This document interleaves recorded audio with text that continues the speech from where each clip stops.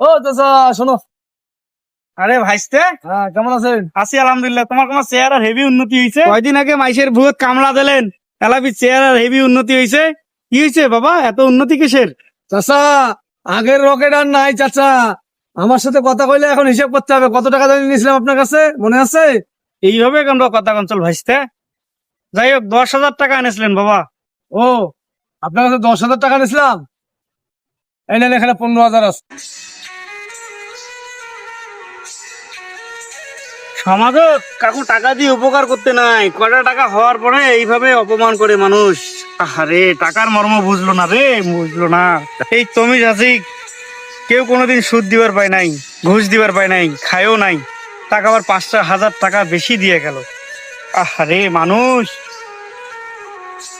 চাচা একবার শোনো তো। কি হয়েছে? গিরগিরির মতো কেন ডুব পাল্টাইছেন? এই অবস্থা কেন ভাইস্তে? চাচা মোর ভুল হয়েছে চাচা, মোক মাফ করে দাও চাচা।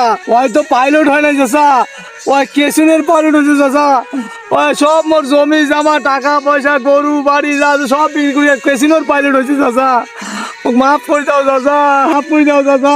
ছোট ভাতিজালা কোটে। ওই জমি বাড়ি সুতি আছে চাচা।